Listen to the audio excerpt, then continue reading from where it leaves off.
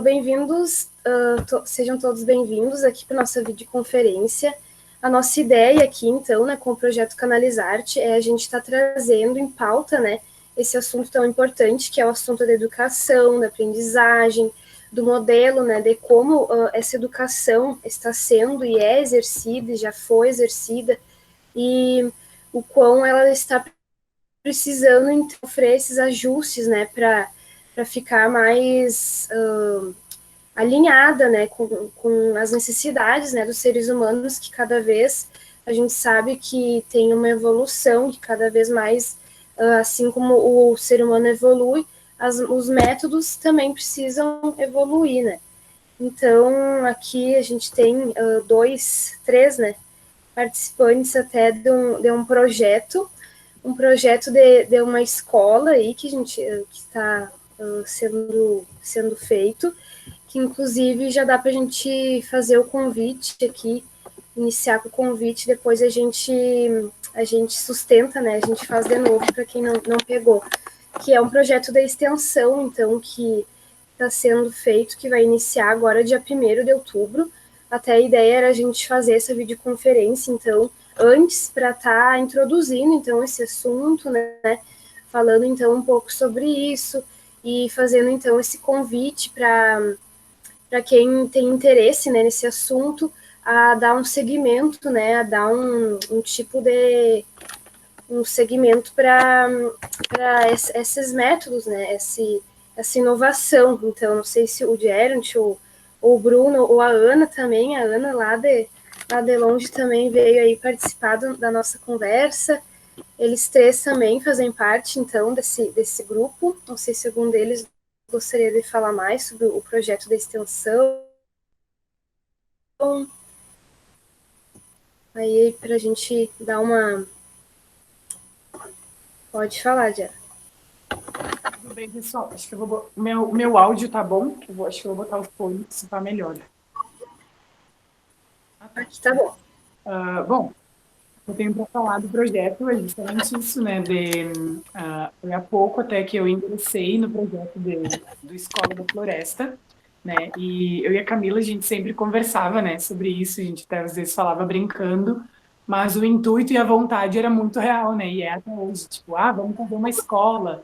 E a gente sempre sonhava, né, assim, com uma escola revolucionária, uma escola diferente, uma escola que fosse diferente mesmo, né, que fosse, assim, de um jeitinho especial, sabe?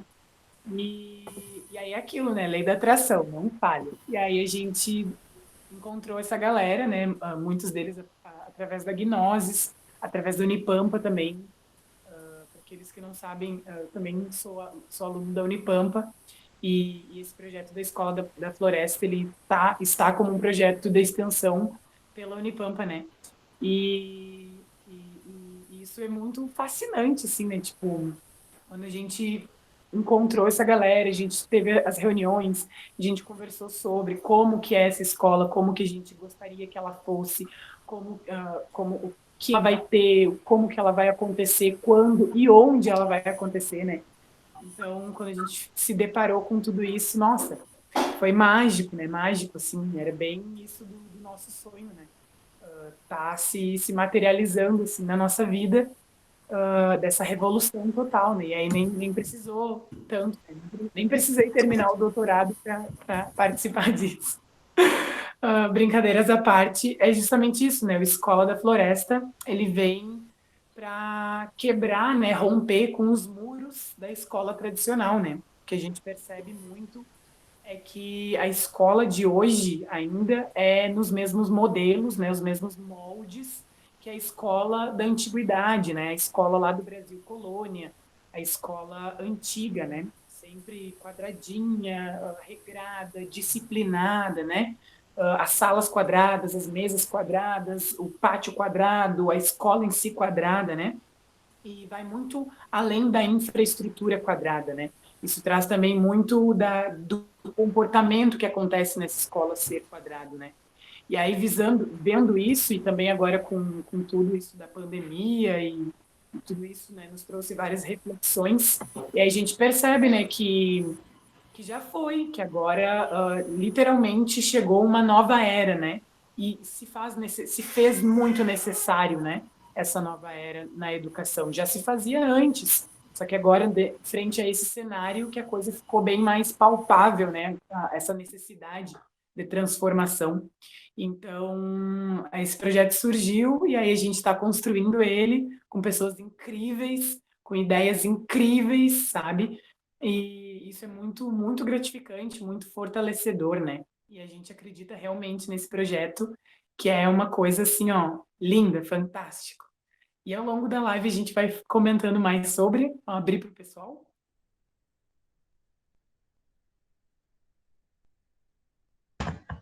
Boa tarde a todos e a todas. É uma alegria, mais um espaço para a gente trocar, né, e dialogar um pouquinho sobre educação, né, que é uma das minhas principais utopias, né. Eu me considero um utopista desde muito cedo, né, que é estar pautado numa utopia, né, na possibilidade de transformar a realidade das coisas, né. E tem uma utilização até do conceito de utopia, muitas vezes, como aquilo inalcançável, né.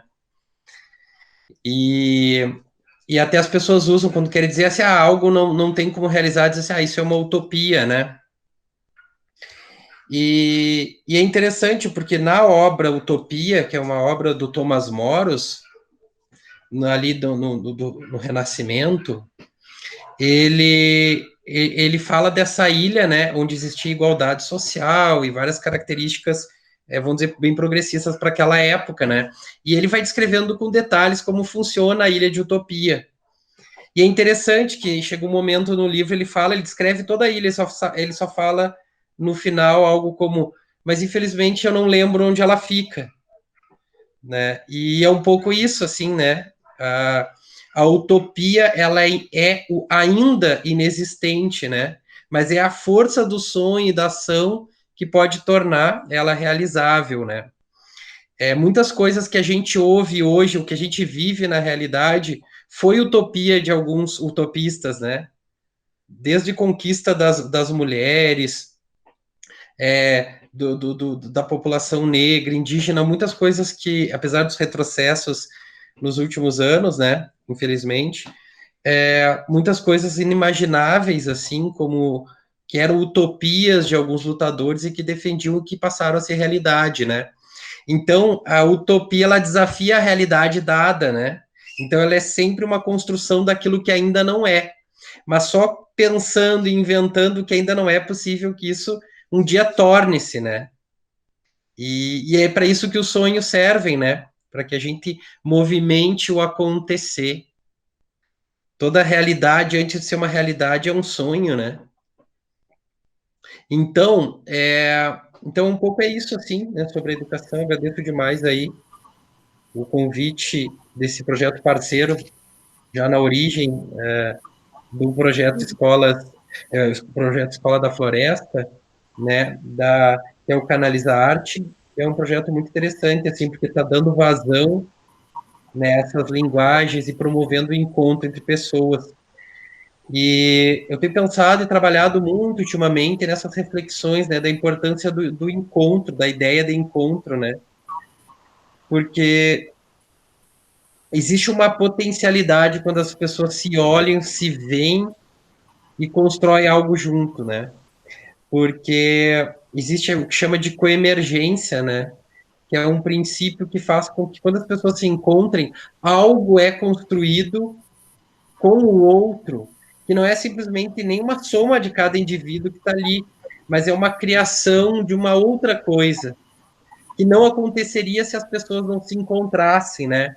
Então, o encontro, ele antecede até a causa dele, porque quando as pessoas se encontram livremente, existe a potencialidade de que algumas coisas possam surgir, serem criadas a partir disso, né? Eu acho que um projeto que viabiliza esse encontro, pautado na arte, e nesse diálogo empático, eu acho que tem tudo para frutificar e trazer coisas bem bacanas para a sociedade hoje em dia. E falando um pouquinho assim chegou uma galerinha mais aí, falando um pouquinho então da questão da educação, eu acho que eu vou baixar a minha cadeira aqui. Assim. Eu achei interessante, né, que aparece no cartaz que o pessoal fez, acho que foi a Camila, não sei, falando que os métodos educacionais precisam de certos ajustes. E eu gostei que os certos ajustes vêm entre aspas, né? Porque é bem mais que certos ajustes, né? E acho que as aspas caem bem nesse sentido, né? E por que isso?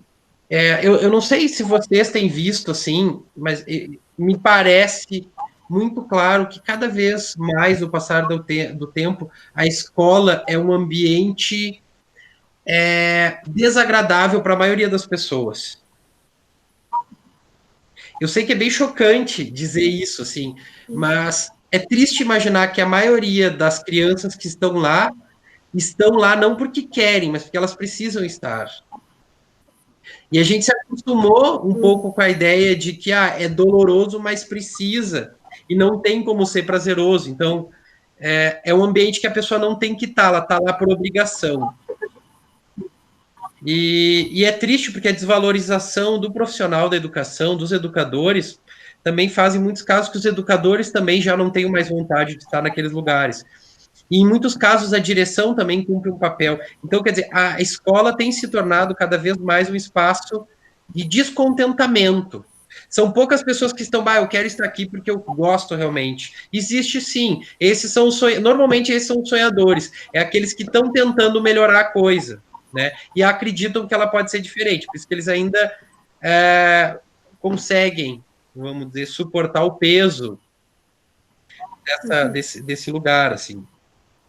E isso acontece por diversas coisas, assim. Fique bem à vontade, tá? Eu vou falando assim, mas a hora que alguém quiser interromper, aí é bem bate-papo, mas eu gosto de falar, eu vou me empolgando, só me interromper, não tem problema. Não atrapalha a linha de raciocínio também, tem gente, não, deixa eu terminar, pode interromper, a gente retoma depois.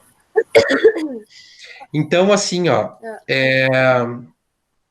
vamos pensar, então, e aí quando a gente pensa, né, que se pega as escolas de Caçapava, por exemplo, e vê o IDEB, que é esse índice educacional, né, tu vê uma realidade gritante, que a gente fica ali 13 anos dentro de uma escola, acho que são 13, né, do fundamental ao médio, e a gente fica, não tá mais pré-escola, jardim, sei lá o que, vai dar mais do que isso. E a gente fica, e tudo isso parece que não está frutificando, né? Se índices de IDEB a gente tem 3, 3,5, 4, né? É uma realidade bem preocupante. E também pela questão, não sei se vocês têm a impressão, assim, para mim é bem claro que parece que eu acredito assim que, sei lá, que no mínimo uns 90% do que eu teoricamente deveria ter aprendido em escola eu esqueci. Isso é a maioria das pessoas normalmente me comentam isso, né? Porque a gente não estuda para aprender na escola. Bruno, eu queria te complementar o que tu está falando.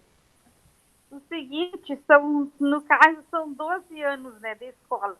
9 anos do fundamental, mais 3 anos do médio, são 12 anos. E o que me chama sempre atenção como educadora é o seguinte, que antigamente se satisfaziam, a escola satisfazia, e mais ou menos, porque satisfazia porque era uma coisa diferente, que saíam de casa, iam para a escola e viam aquelas coisas diferentes que não tinham em casa. Hoje já não é mais assim. Hoje em casa tem as coisas diferentes e não na escola. A escola já não é mais o atrativo principal. Então, por que não sair dos muros da escola, que tem até um filme que diz sair dos muros da escola e dar para as crianças o que a escola não tem? Por exemplo, uma vez eu fiquei tão chateada numa escola X que eu trabalhei, que eu estava trabalhando sobre, que eu como supervisora, queria que as professoras de português, pelo menos, né, trabalhassem sobre a Feira do Livro de Caçapava, trabalhassem coisas sobre a Feira do Livro, que eu queria levar eles na Feira do que eu queria que elas levassem, né? Acabou eu levando na Feira do Livro e participassem da Feira do Livro. E ela foi e me disse, mas eu não sei que está tendo Feira do Livro em Caçapava, e ninguém me avisou nada. Digo, então, uma educadora, eu não disse isso que naquela época eu não me coube a me dizer, se fosse hoje eu diria.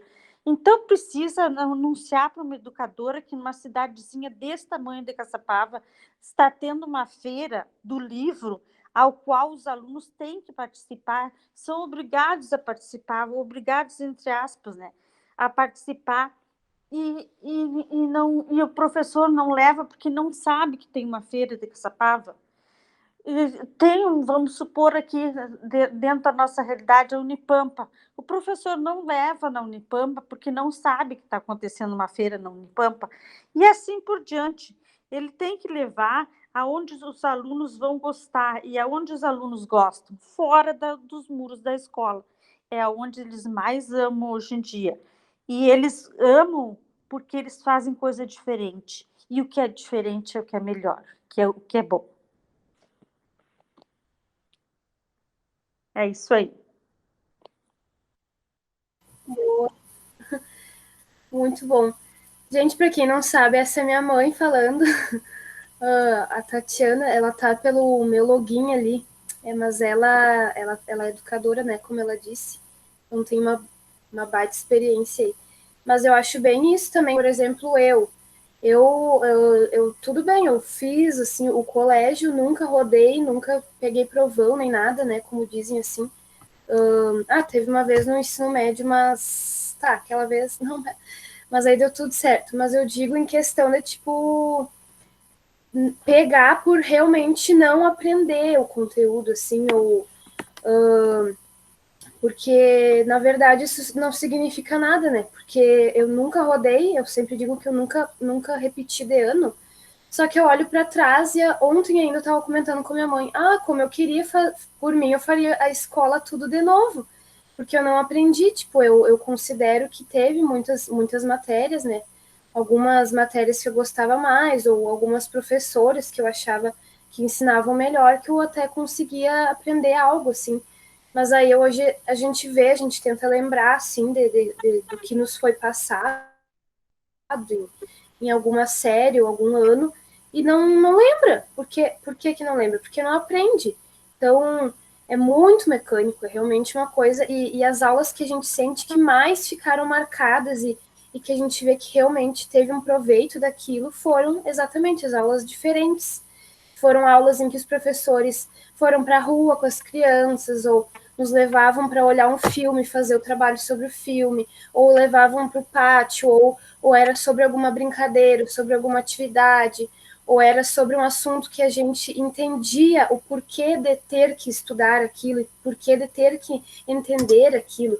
E não simplesmente vamos estudar. É o que eu digo, Camila, não ter trocando o espaço, não ter tomando o espaço, é entendimento. Pode tomar. Por que eu entendo? Que a minha pequena, ela é muito questionadora. A Camila sabe que ela está com 12 anos e está na escola e ela questiona tudo para a gente. Por que disso, por que daquilo, por que daquele outro? Porque ela quer saber, ela tem interesse em saber.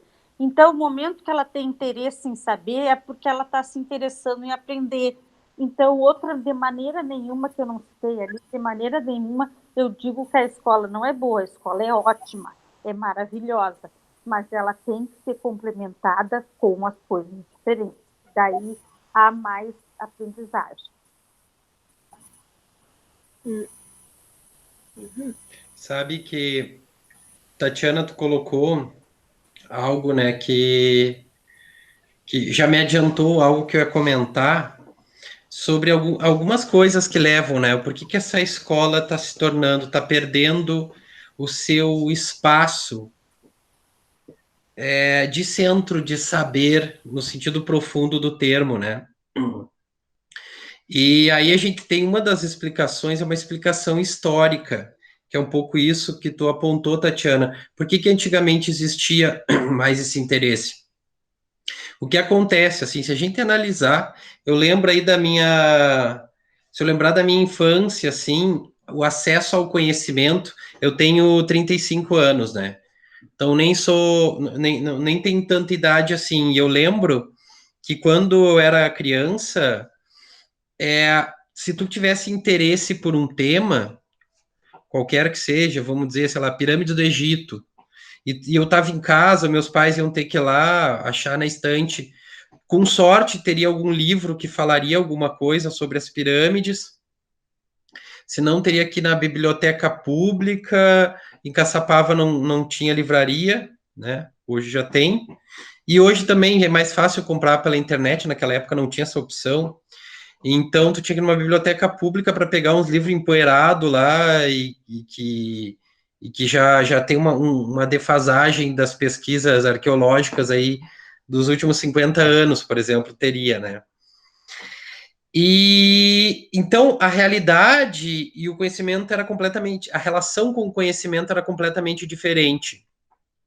Isso, se tu contar mais um tempo atrás ainda, onde o número de pessoas letradas e de livros era muito pequeno, se tu botar aí 100 anos, por exemplo, a escola era um espaço, um centro de cultura, onde se tu quisesse ter acesso a um conhecimento não imediato, porque o conhecimento imediato é tão válido quanto o conhecimento acadêmico, né? O conhecimento experiencial, da prática, do trabalho da pessoa, das relações. Mas se tu quisesse ter um conhecimento que não fosse imediato ali no teu cotidiano, tu precisava do espaço da escola, porque ali tu teria acesso a isso.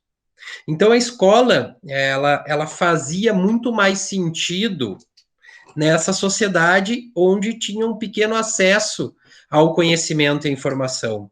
Então ali tu enxergaria um mundo para além do que tu enxerga, né? Porque imagina, não tinha internet, não tinha quase livro. Então, o que era para uma criança imaginar Egito, imaginar daqui a pouco o que é o Oceano Pacífico, o que é sei lá, outro país, o que é Europa, né? Então, é muito complicado. Só que, o que aconteceu? Se a gente pensar nesses 100 anos aí, vamos pensar, a gente vai ver a relação de comunicação. Há 100 anos atrás, telefone era algo raríssimo. Estava começando praticamente. Então, imagina ali, era carta, né? Era uma comunicação que demorava um tempo gigantesco, então tinha um delay de informação, né? Uma notícia do que algo estava acontecendo na Europa demorava muito tempo para chegar até aqui. Ou o rádio, por exemplo, que era um meio de comunicação bem presente. E a própria luz elétrica era algo raro.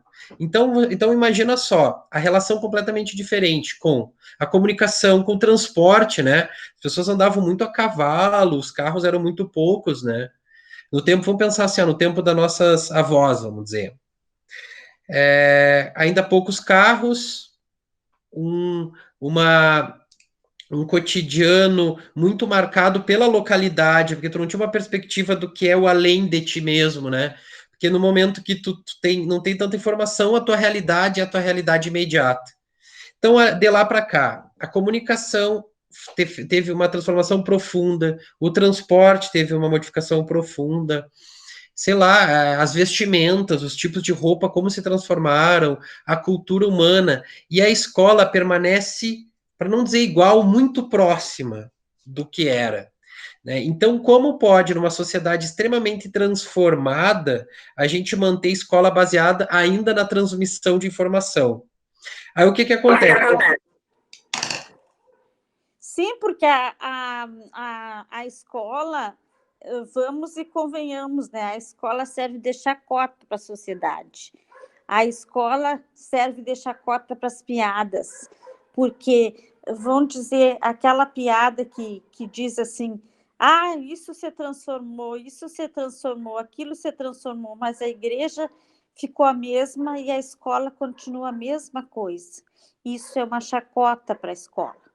Só que a escola, ela não tem outra maneira para a distribuição das cadeiras, das classes, não sendo um sentado atrás do outro. Como é que vai fazer um círculo onde tem 40 alunos dentro da sala?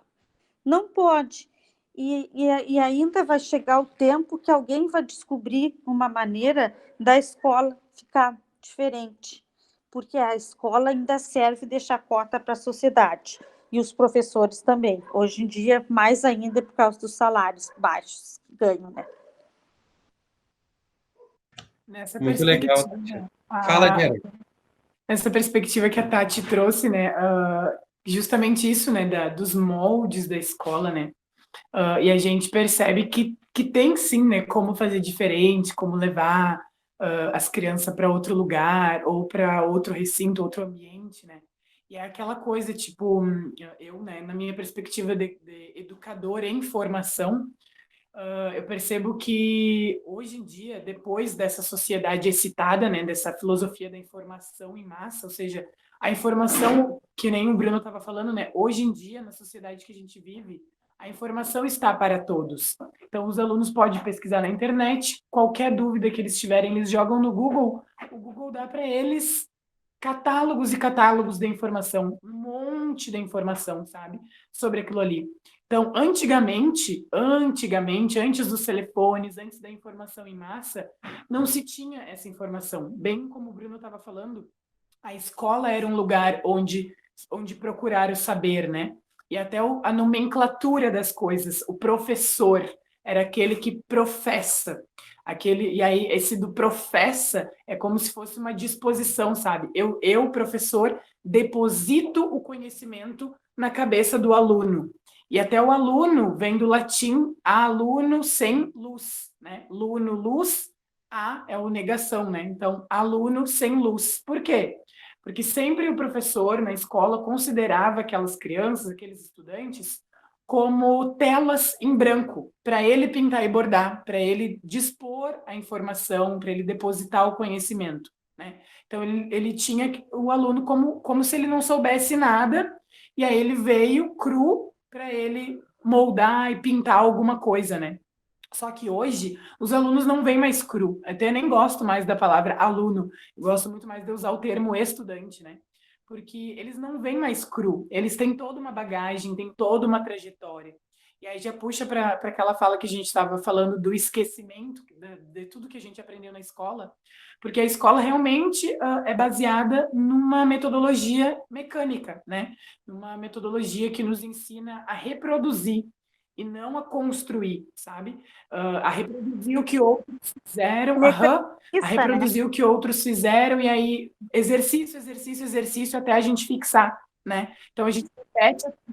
Porque, enfim, gente, essa parte que tu está falando assim, enfim, a escola, os professores, eles não gostam de aluno que sabe mais que eles. Eles não gostam de aluno que sabe mais por causa do celular também. Eles não gostam de aluno que se salienta. Eles acham aquele aluno chato. Eles acham, já veio o fulano de tal me incomodar. Já veio o fulano me incomodar.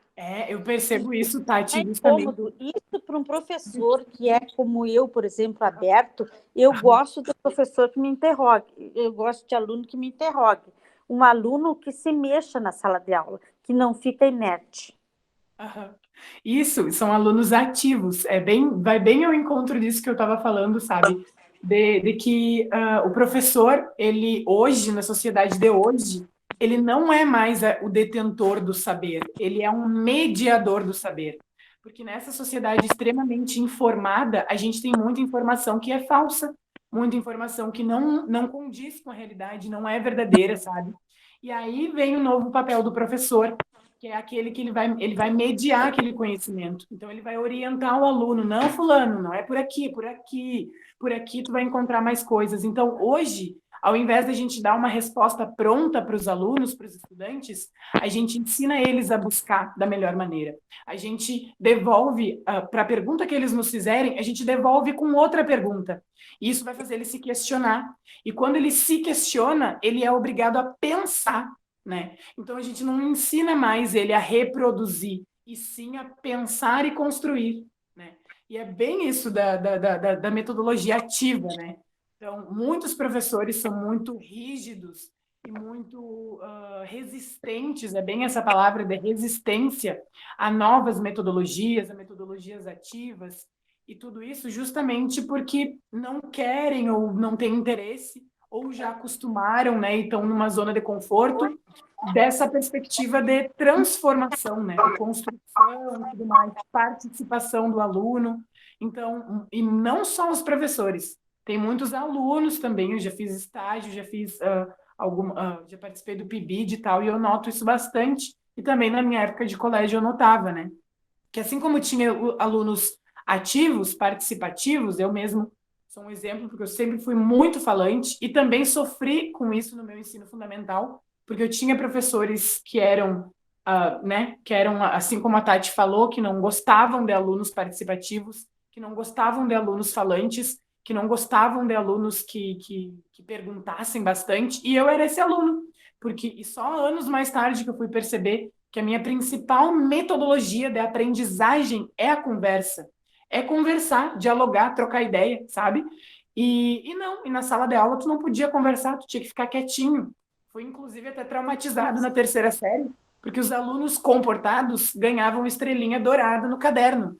E eu nunca ganhei uma estrelinha dourada no caderno, porque eu era considerado como não comportado, porque eu conversava o tempo todo. Conversava com os colegas, conversava com o professor, perguntava, levantava, questionava, queria participar, sabe? E só quem ganhava era aquele aluno que entrava mudo e saía calado, sabe? Pois daí é que está a conversa essa.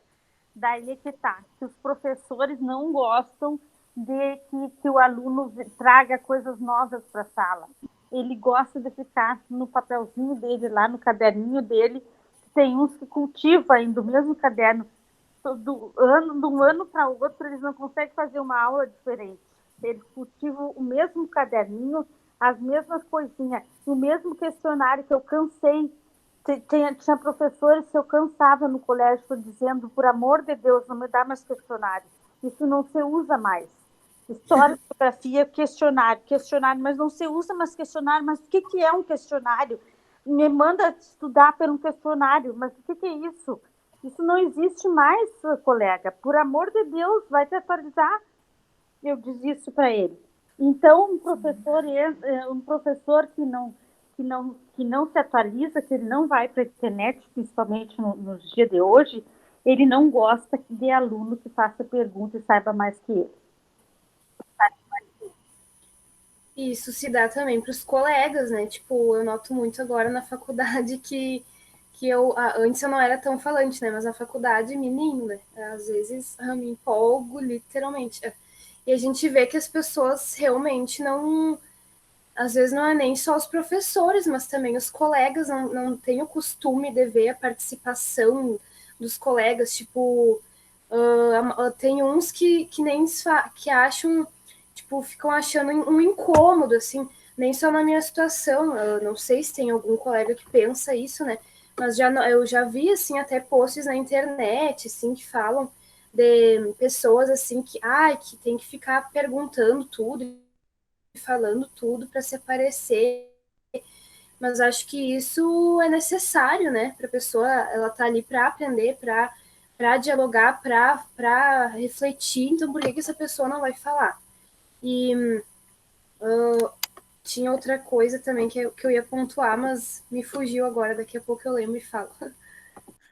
Só para terminar aquela parte que eu estava falando dessa. Eu concordo plenamente e me identifico, né? A Camila sabe, a gente conversa o tempo todo, né? Às vezes, bem isso, tipo, uma vez até, vou contar rapidinho, uma vez tive uma experiência numa aula que, na faculdade, inclusive, né? Que daí eu tinha tomado bastante café, né? Porque universitário café é meio que um sinônimo nos mundos de hoje.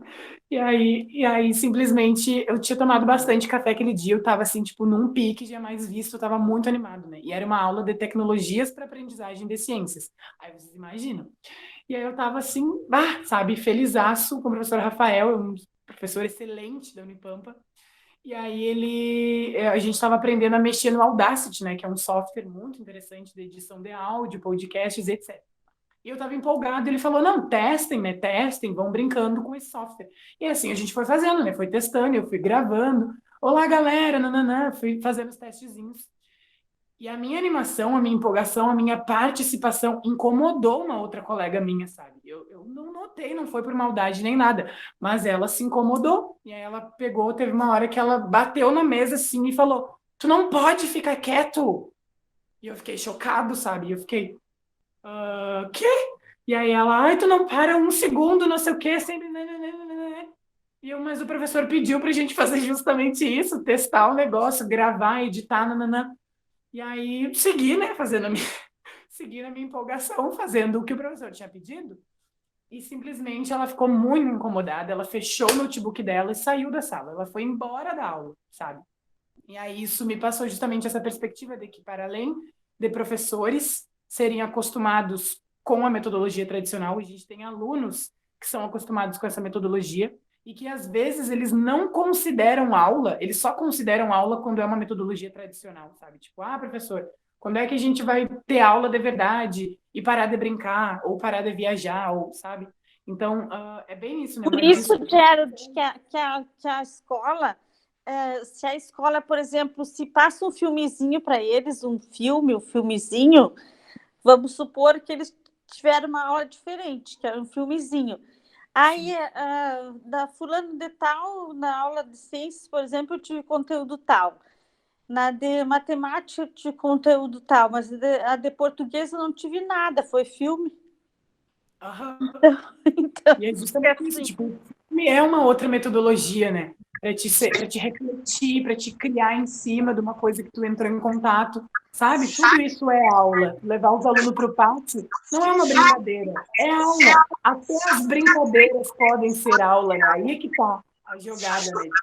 Porque a gente percebe isso nas crianças o tempo todo, né? Tu olha para uma criança, tu vê ela brincando, e se tu parar para olhar direitinho, parar para perceber, ela está aprendendo. E justamente quando é uma criança ainda, né? Porque daí ela está ali, ela está descobrindo. Tudo que é um ensinamento, uma aprendizagem é aula. Sim, exato. Tudo aquilo é muito novo para ela, então ela vai experimentar com os 5 sentidos dela e até mais, se ela puder. Então ela vai tocar, ela vai botar na boca, ela vai se pendurar, ela vai atirar no chão, ela sabe? E isso é aprendizado, justamente. Então, o porquê que a gente poda? O que eu percebo é que a escola tradicional poda as crianças, né? Poda a lâmpadazinha que a criança venha. Toda criança vem com uma lâmpadazinha, que ela vem assim acesa, sabe? Tipo, ela quer experimentar, ela quer criar, ela quer, sabe? Explorar, conhecer, aprender. E aí isso é podado justamente na escola, né? Ocorre uma poda assim muito grande do interesse pela ciência, do interesse pelas artes, do interesse pela matemática, sabe? Quer fazer uma pontuação, Ana? Só tá desativado o teu microfone, Ana. Se tiver com. Tá desativado. Agora Deu. assim, eu estou ouvindo todos esses comentários e eu estou aqui de tão longe e realmente assim parece que é a mesma coisa. Não importa, o Brasil é tão grande, né? E ainda eu acho que se a gente viajar o Brasil todo, ou de repente a América Latina toda, você vai encontrar a mesma história. Parece que, né, é a mesma coisa, sempre a mesma coisa. Então, assim, parece que o ser humano, ele adormeceu a consciência dele. Parece que ele adormeceu a consciência, parece que ele entendeu que só existe uma maneira de aprender, que é, assim, você ouvir e depois reproduzir. E isso de você falar, assim, por exemplo, que você pode aprender com 5 ou até com todos os sentidos, até com o sexto sentido, que é o que a gente mais aprende. A gente aprende de muitas formas.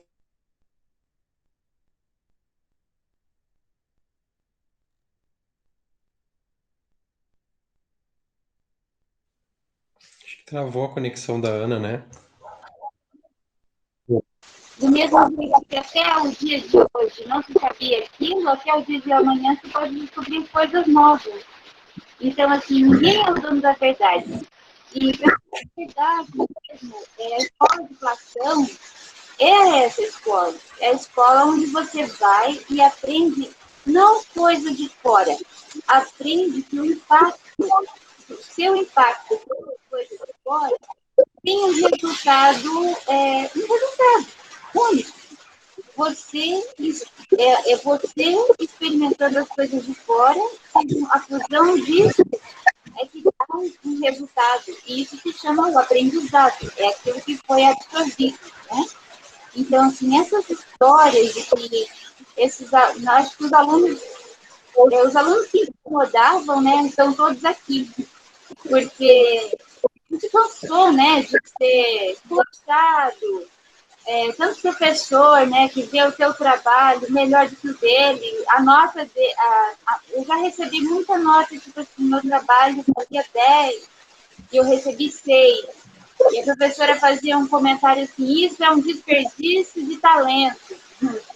Então, assim, no momento, quando a gente não tem muita maturidade, né, eu tinha ouvido o Bruno falar da sequência histórica da educação. Demorou, né, para a gente entender que é necessário a escola ter essa abertura, ou se não, ter assim, aquela paixão de novo por ensinar. Por que o professor perdeu a paixão por ensinar? Ou se não, por que o professor que tem paixão por ensinar, ele também é podado, né? Até essa semana passada que eu estava assistindo um filme, ele é antigo já, daquele professor que tinha uma síndrome de Tourette. Ele tinha dificuldade para falar por causa de um transtorno cerebral, era neural. Então, é um filme dos anos 80, parece. Então, ele, como aluno, foi uma negação. Porém, ele tinha um desejo, utópico, de se tornar um professor que ensinasse de uma forma que todas as crianças se sentissem incluídas. Então, ele foi trazer essa inovação, ele era podado. E, no final das contas, né, ele até acabou sendo reconhecido como o melhor de todos. Porém, assim, impressionante o que a humilhação que a gente tem que passar para A gente vê como é podado, porque quando a gente vai a gente vai, por exemplo, num curso desses que a gente vai e traz coisa nova para a escola, né? Aí tu vai no curso e pensa em trazer 1000 coisas para os colegas para fazer. Eu, como sou supervisora, trago e chego na escola e parece que ninguém dá bola para nada, que eu não consegui trazer nada para eles. Pois é. Então, eu acho sim, que, assim como todas as profissões que estão ficando obsoletas, o professor também vai ficar obsoleto no sentido de que, se ele não se apaixonar de novo pela profissão dele, ou se não pela função que tem o professor dentro da escola ou na vida, não vai funcionar. Mas, por sorte, eu acho que também não tem como essa escola antiga continuar. Eu não vejo mais. Eu não sou professora, mas eu sou mãe de aluno, né? Sou mãe dos meus filhos, que eles são alunos. E assim, eu não permito que os meus filhos assim, sejam quadrados, né? Eles fazem as coisas na escola. A maioria não quer nada com nada, vamos dizer assim, né? E quando um quer fazer alguma coisa, daí são podados. Por quê? Porque aquele um atrapalha os outros que não querem nada com nada. É o que a professora me fala, o seu filho incomoda a sala inteira. Mas o que eu posso fazer? O profissionalismo dela não alcança a alta, né? E está faltando alguma coisa aí. Uhum. Muito bom, Ana. Eu também concordo que, bem rapidinho, que tem, tipo, essas crianças, né, que querem aprender e elas sentem assim, como se fosse uma parte integrada ali, só que realmente não tem essa entrada na escola, como vocês estavam trazendo, né? Às vezes o aluno propõe, às vezes o aluno propõe, eu lembro que às vezes no meu ensino fundamental, a gente toda hora propunha coisas assim para para os professores fazerem, ou atividades, oficinas, e nunca aceitavam. Os diretores da nossa escola nunca aceitavam, porque ia dar muita bagunça, ia ser ruim organizar, ou por pura preguiça, eu acho que nos podavam, né, os Estados Unidos. Ia dar muito trabalho, por isso que eles não queriam.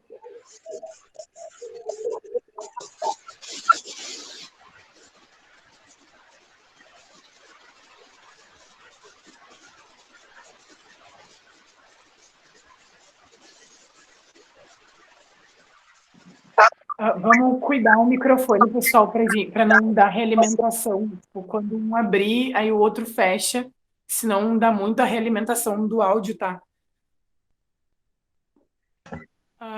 Outra coisa também, né, que já puxa, né, tudo está interligado, né, justamente.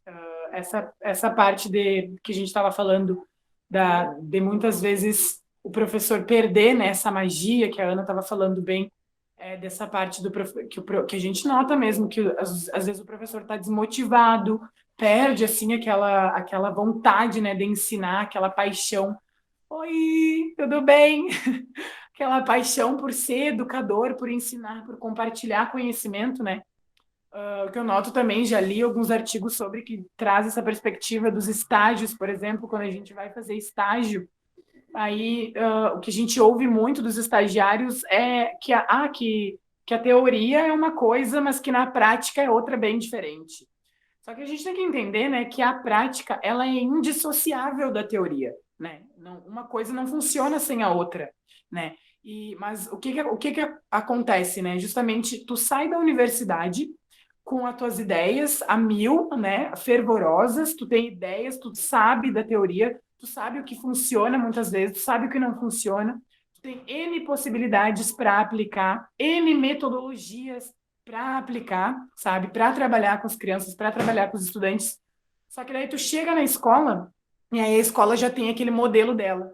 Então ela molda o professor novo, até os novos professores, molda o novo professor dentro daquele padrão ali, limitando até a ação do professor. E aí vem a desmotivação, né? Porque daí ele não se sente mais motivado a criar, a fazer diferente e etc. Porque encaixaram ele num modelo, entendeu? Entregam para ele um currículo e falam, tu tem que seguir esse ideias novas, cheio de coisas diferentes para aplicar, para transformar, vamos dizer, a aulinha dele numa coisa maravilhosa e chega e é podado. Uhum. Justamente isso que tu estava falando, Tati, dos cursos, né? A importância de tu tá em constante aperfeiçoamento, né? O professor e também todas as outras profissões, mas ainda mais o professor, ela é uma profissão que tu tem que estar em constante atualização, porque tu vai lidar com alunos e estudantes de diferentes gerações.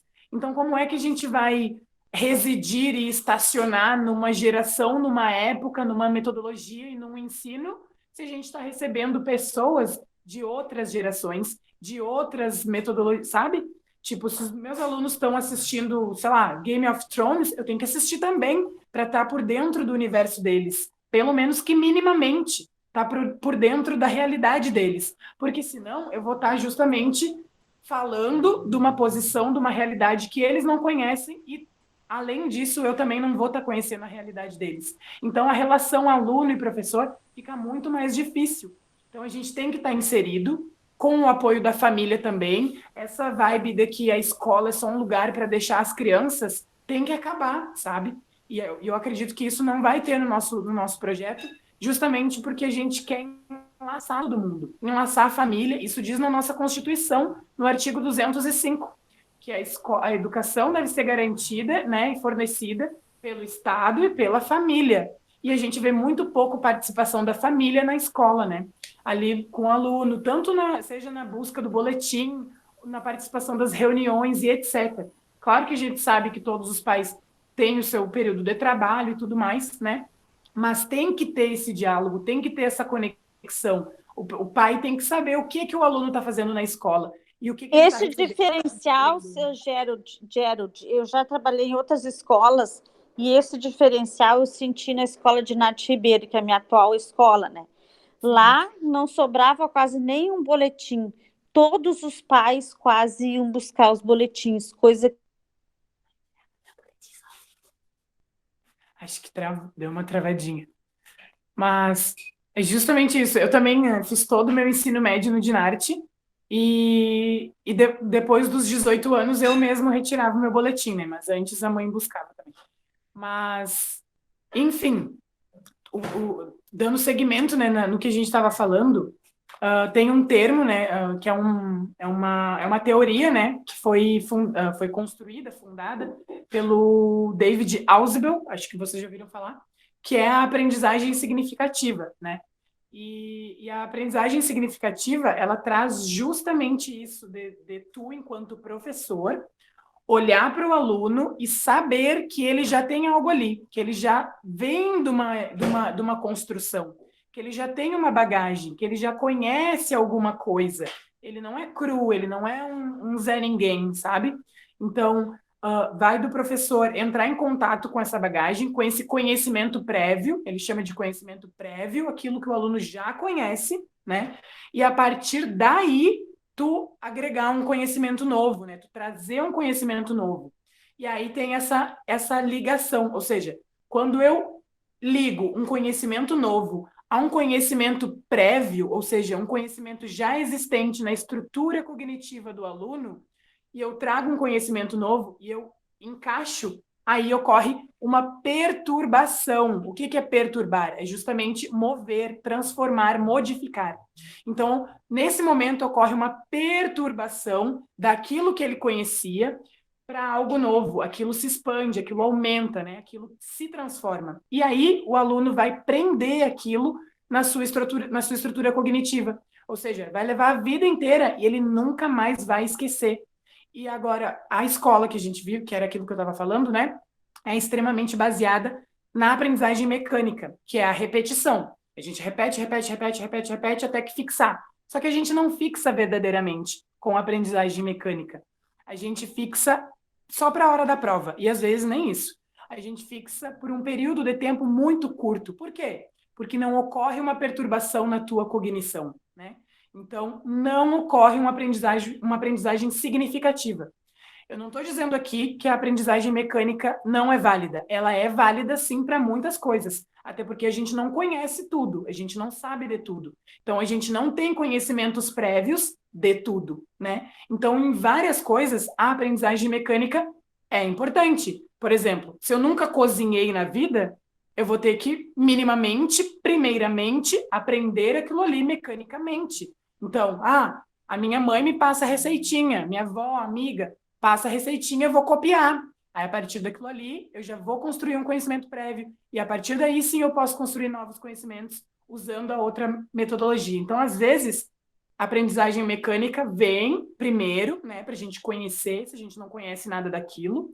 Mas é importante, depois disso, praticar a aprendizagem significativa, onde eu agrego um conhecimento novo a um conhecimento já pré-existente. E assim eu nunca mais vou esquecer, né? O aprender significativamente é isso. Eu vou levar para a minha vida inteira, né? E indo ao encontro disso também, né? Que a gente traz das metodologias Tu tradicionais. aprendeu, só vai levar para a vida inteira, não desculpa te atrapalhar. Vai levar para a vida inteira é porque tu aprendeste. Sim. Se tu só aprende, só ensina o momento que alguém aprende. E, mas eu ensinei, o professor sabe, mas eu te ensinei. E como é que o aluno não aprendeu? Ele só ensina o momento que o aluno aprende. E se o aluno aprendeu, ele ensinou. Se o aluno não aprendeu, é o momento que ele não ensinou. Um ponto muito, muito importante que o Bruno até citou no início é justamente o nosso IDEB, né? Que é o Índice do Desenvolvimento da Educação Básica. Ou seja, uma medição, né? Uma régua que a gente tem, simplificando, né? Uma régua que a gente tem do ensino. Só que a gente está medindo a aprendizagem. Diz ali que é para medir o ensino, mas a gente não mede o ensino, a gente mede a aprendizagem, justamente. Porque a gente dá a prova para o aluno.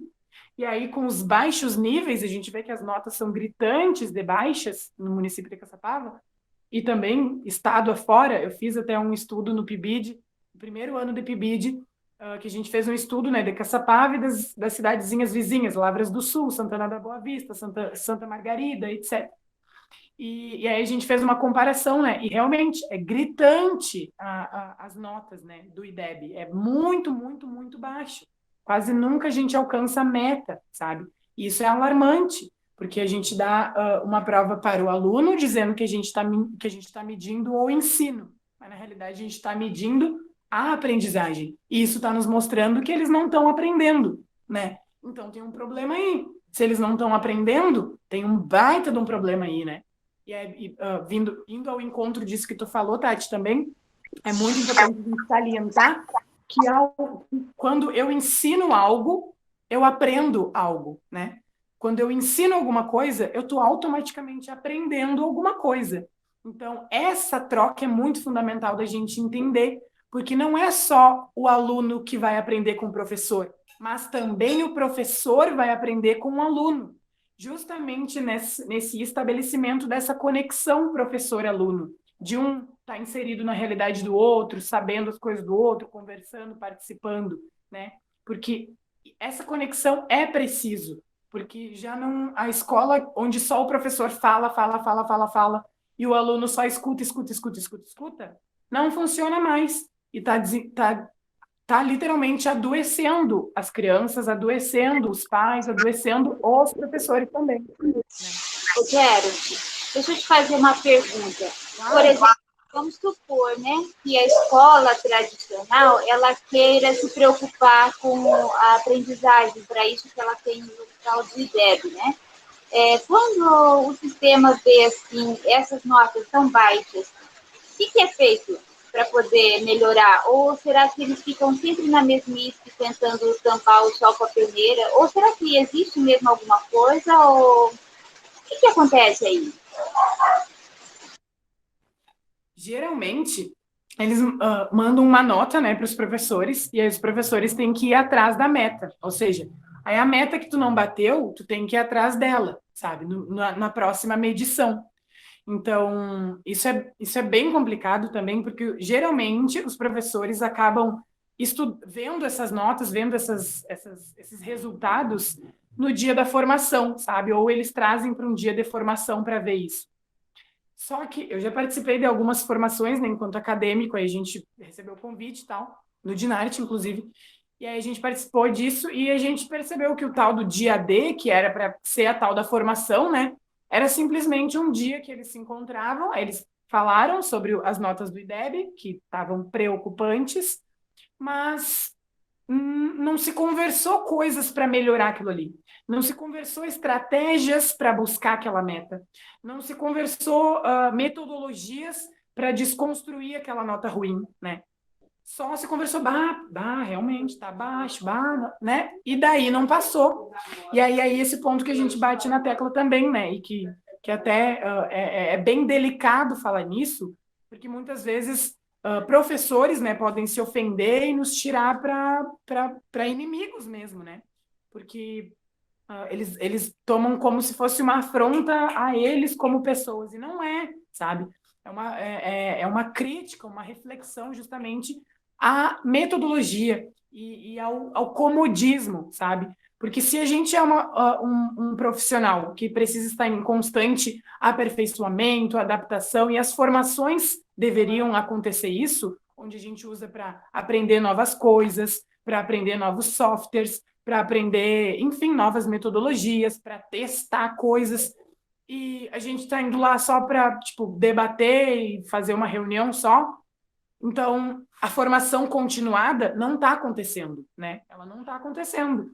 Então, o professor formou na faculdade, montou uma metodologia que ele acha que é aquela, e aí ele vai lá e reproduz aquela metodologia para sempre. Que é aquilo que a Tati falou do mesmo caderno todos os anos, sabe? Que as folhas já chegam a estar amareladas e tal. Então, isso trazer, né, justamente para essa tecla que as formações elas precisam de fato acontecer, olhar para esses dados e pensar, não, como que a gente pode melhorar isso? E o que eu vejo da minha perspectiva é que isso não acontece, só passa batido mesmo. E essas notas, essas medições, elas são importantes, até no quesito de quanta verba vai vir para a escola, E tudo isso é medido também pelo número de alunos matriculados na escola, sabe? Então, o que eu percebo também é que muito da preocupação da escola é justamente só isso. Se o aluno está matriculado, sabe? E não passa daí.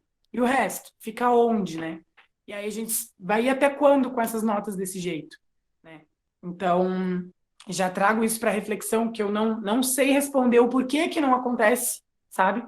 Por que que não acontece? E a gente vê que não acontece essas formações. Isso tudo se dá também. eu dou A gente fala aqui muito em eu dou escola. ali muito também aos professores, porque hoje em dia os professores não são mais escolhidos como antes. Antes eram escolhidos a dedo os professores para dar aula. Hoje são quem pode, quem quer dar aula. Porque antigamente eles não tinha concurso, mas era escolhido aqueles que tu sabia que era um bom professor e que tinha que ser um bom professor também, senão caía fora, né? Antigamente caía fora. Depois veio os concursos, entrava quem? Os concursados. Hoje em dia entra quem quer, porque ninguém quer mais ser professor.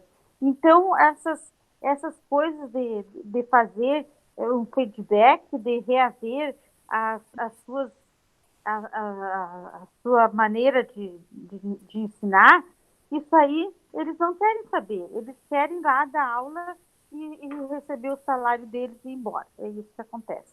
Se tivesse os professores mais entusiasmados, mais comprometidos com a sua profissão, seria melhor.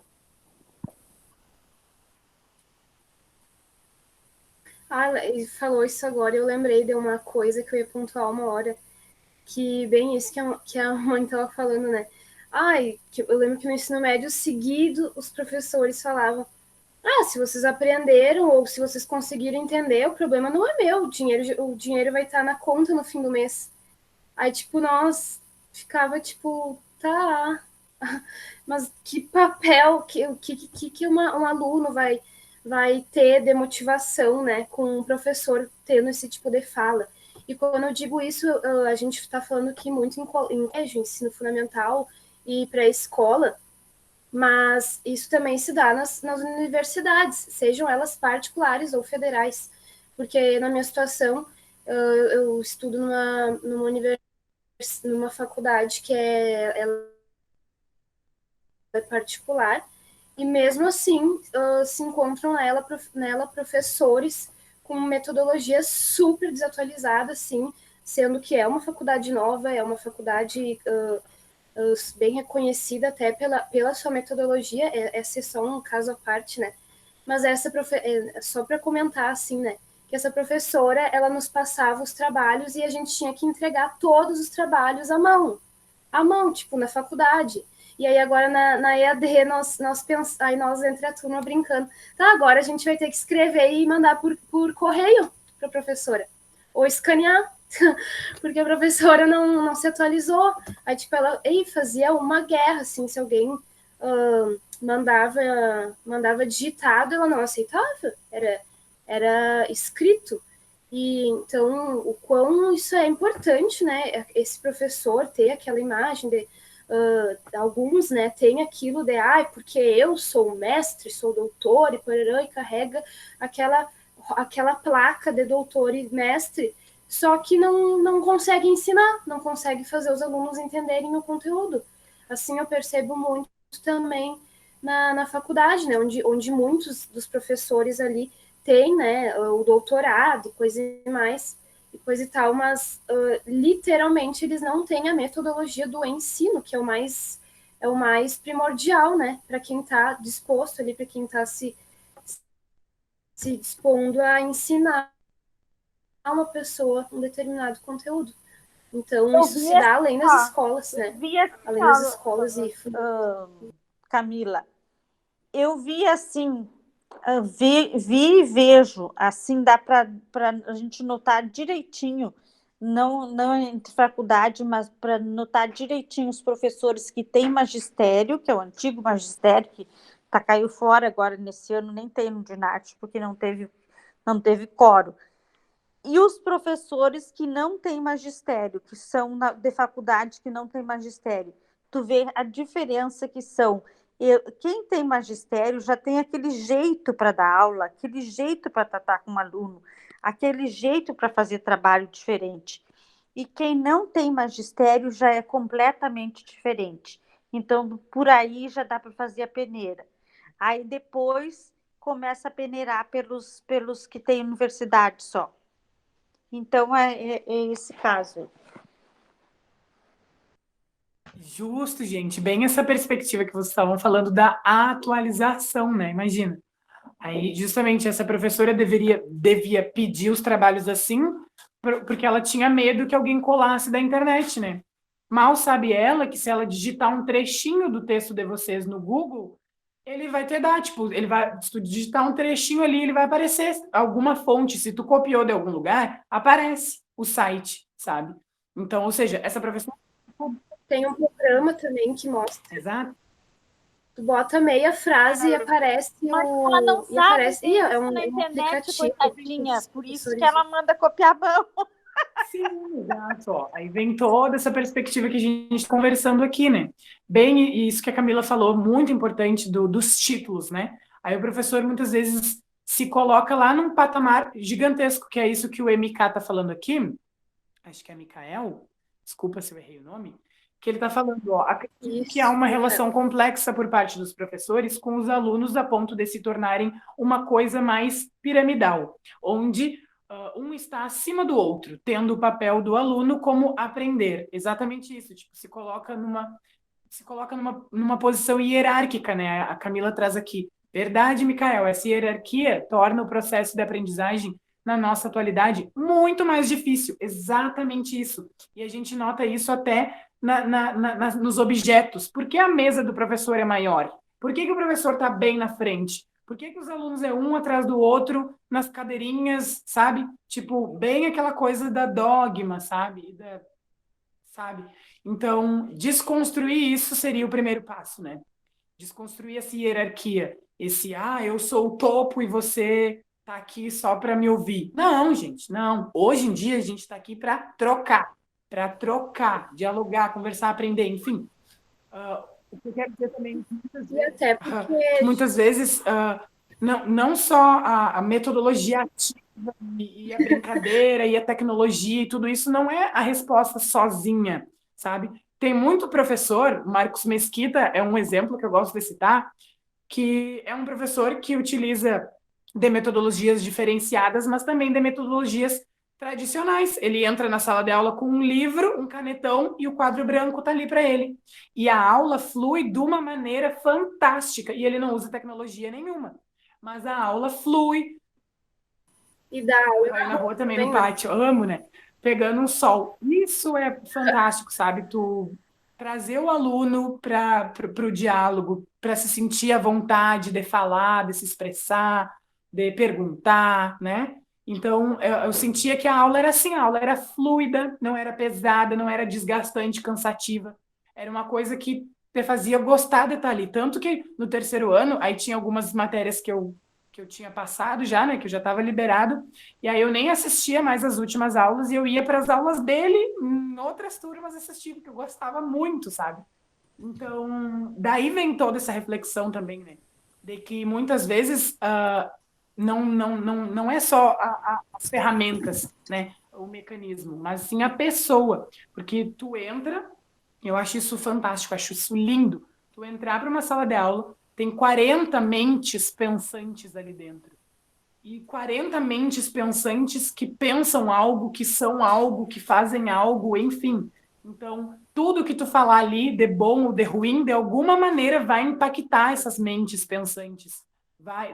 Vai deixar alguma coisa ali, entendeu? Eles vão sentir algo vai atravessar essas pessoas, sejam adultos ou sejam crianças, né? Então, tu vai impactar, tu vai perturbar aquilo ali. Mesmo se tu entrar desmotivado, se tu entrar cabisbaixo, ou brabo, ou assim, teu dia foi ruim, e aí tu entra... Os alunos vão sentir isso, eles vão captar isso, né? E a mesma coisa ao contrário, se tu entrar animado, extrovertido e tal, e fazer a aula fluir de uma maneira legal, eles vão sentir também e vão captar.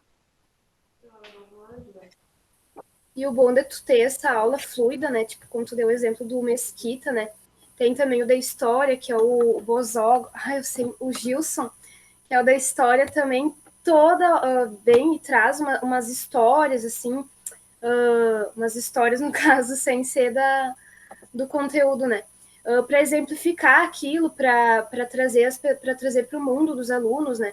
E é muito bom essa fluidez da aula também, que os alunos se sintam integrados, porque por justamente não ter aquele medo de perguntar, né? O medo de falar. Tipo, que nem antigamente era muito mais difícil, era muito mais temido.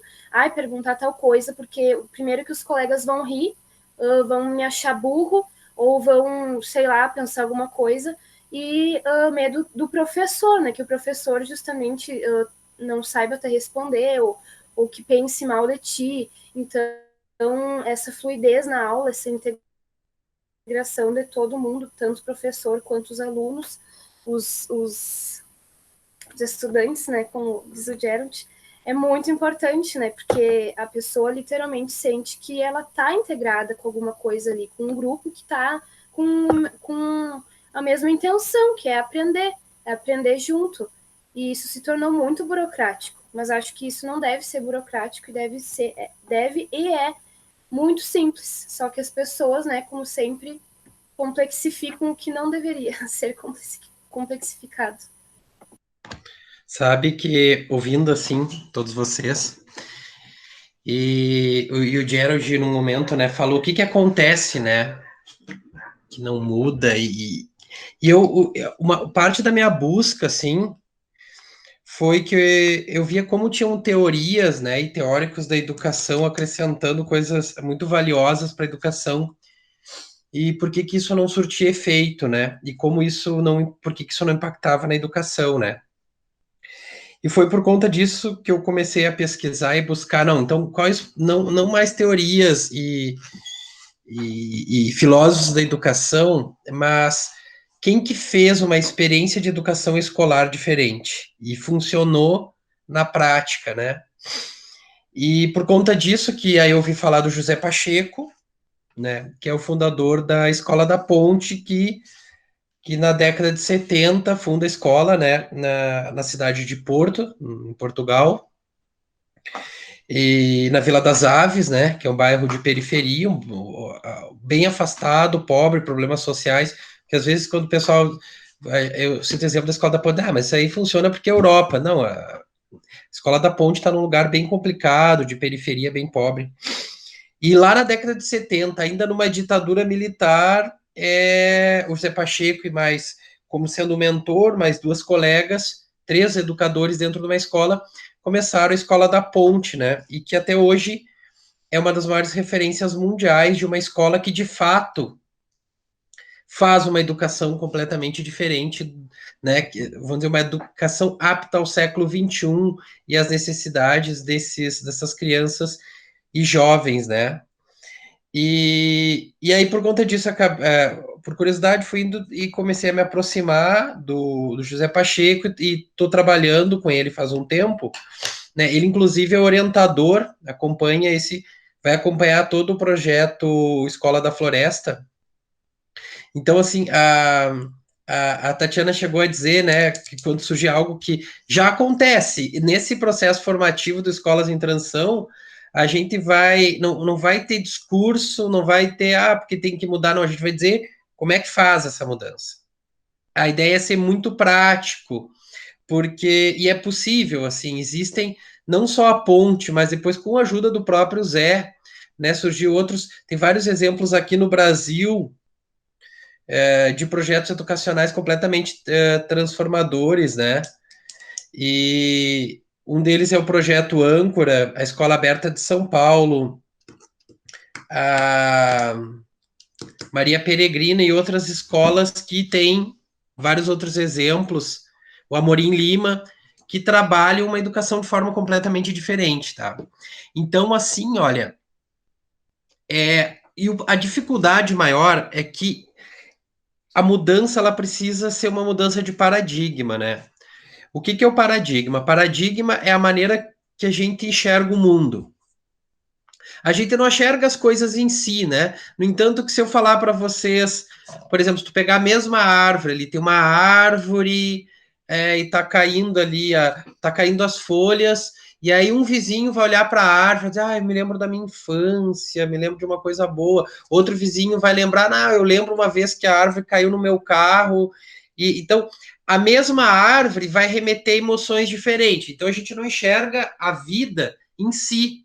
A gente enxerga ele a partir de uma lente que a gente constrói pela cultura do nosso tempo, pela cultura dos nossos pais, tá? Essa lente que nos permite enxergar o mundo numa uma dada cultura em um dado tempo, ele chama paradigma. E a necessidade da transformação educacional é uma transformação de paradigma, é a maneira como a gente enxerga. Por que isso é tão difícil? Porque quando tu tem um paradigma velho, é mais ou menos assim. Quando a gente esquece que a gente tem essa lente, a gente começa a achar que a gente enxerga o mundo como ele é. E acha que a gente vê a verdade. Né? E a gente esquecendo que tem uma lente, a gente passa a não entender que a lente ela vai se tornando inapta, ela vai deixando de conseguir revelar o mundo, ela não vai dando, o tempo histórico passa, se a lente não renova, ela fica defasada. Só que qual é a dificuldade de uma mudança paradigmática? Como é a maneira que a gente enxerga o mundo, quando a gente vai transformar algo, quando a gente vai tentar pensar a mudança, a gente pensa ela com um olhar que a gente tem que transformar. Vocês entendem? Então é como puxar um tapete quando a gente está em pé nele. Tu começa a puxar o tapete, aí tu puxa e tu vê que tu não consegue, ele tá preso. E aí quando tu faz muita força, tu dá uma puxadinha, tu vai como se fosse cair junto com o tapete. Por quê? Uma transformação paradigmática, ela é feita a partir do paradigma velho. Então, essa é o que complica e o que dificulta esse processo. Então, e tem várias coisas que são problemas históricos da educação escolar, desde a sua origem. A educação escolar, ela segue o mesmo modelo da fabril e prisional, né? Por isso que todos os três têm diretor, supervisor, sirene, todos têm hora do sol, né? Um intervalinho. No presídio é um pouquinho maior que na escola.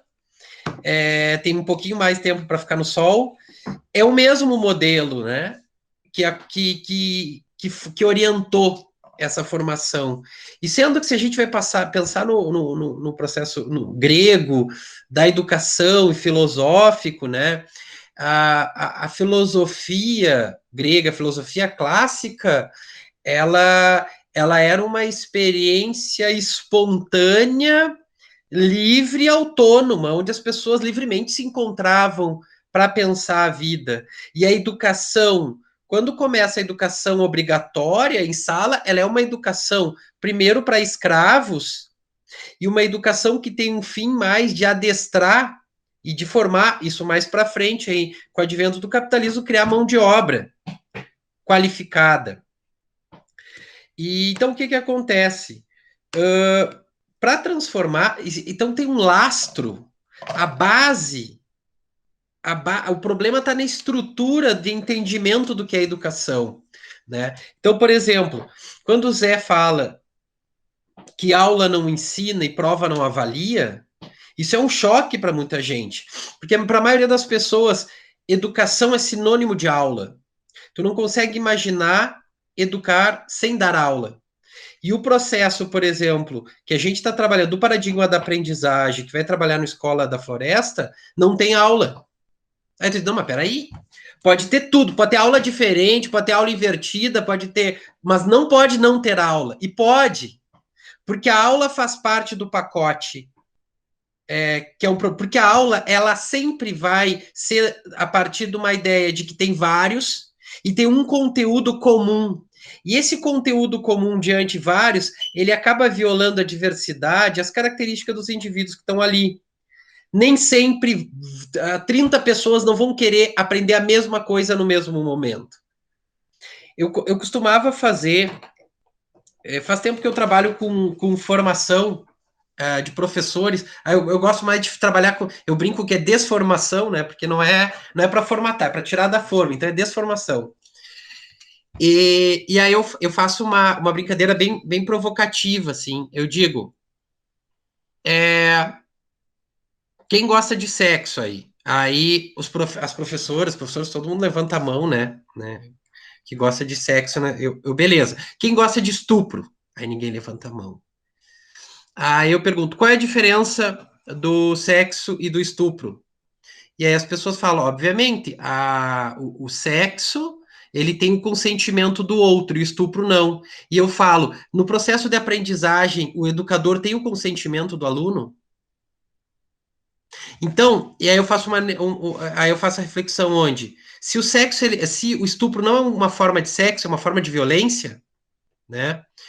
A educação escolar, onde o outro não precisa consentir, ele não é um processo educacional, ele é um processo de violência. E aí que vai lá no Bourdieu e no Passeron, que escreveram Reprodução, que vai dizer exatamente isso, da violência simbólica, que é a educação. Porque tu tem algo pronto, construído a priori, e tu tem aquele troço, e tu quer enfiar aquilo no outro. Isso é um gesto de violência. É um estupro, intelectual, porque tu tem algo e tu quer colocar no outro, sendo que tu não espera saber se o outro quer aquilo, né? Aí, se tem a desculpa, não, mas é que o outro precisa. Não, mas tem que, deu. Não, como é que não vai ter? Tem que ter isso no outro, né? E aí a gente aceita por costume, né? E por hábito. Então, por exemplo, eu costumo dizer, né, que a gente não percebe os absurdos do nosso tempo porque a gente está imerso demais na nossa própria história. É fácil a gente olhar para o passado e dizer, meu Deus, quão absurdo foi a escravidão.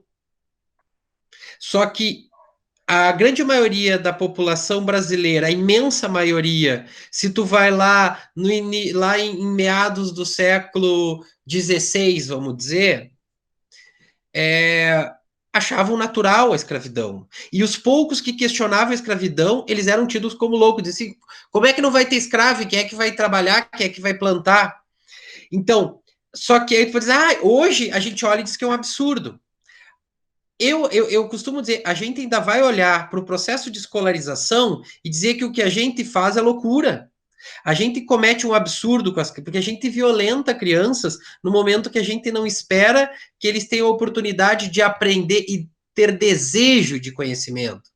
Por isso que toda criança tem vontade de aprender, toda criança, idade pré-escolar, é sedenta. Meus filhos, eu tenho o Anael, né, de 2 anos e meio. Ele quer aprender, ele tem curiosidade de desvendar o mundo toda hora, todo dia, todo momento.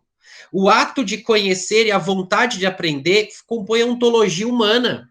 Ninguém precisa colocar em ninguém vontade de aprender. Todo ser humano quer aprender. Mas o processo escolar, ele faz o quê? Como o processo de aprendizagem, ele é caótico e único, porque o Anael, ele quer testar o que acontece com a caixa de papelão. Então, ele vai pular em cima, ele vai rasgar, ele vai estraçalhar. Esse processo de aprendizagem que ele está desenvolvendo vai ser diferente se tiver um amiguinho ou amiguinha dele do lado. E quando eu tento fazer uma educação a partir da aula, ela é a partir de um discurso único. Então, eu não posso deixar a particularidade. Eu tenho que violentar na planificação. Então, como o estímulo natural ele é caótico e é único, porque é particular de cada sujeito, o que acontece? A escola ela precisa tolir a vontade genuína e construir uma outra falsa vontade doutrinária, que é o quê? O medo. E por isso que a vontade genuína deixa de existir e tu começa a colocar o medo no lugar. E o que é e por que o medo? Assim, por exemplo, eu estudava, eu adoro aprender, sempre adorei.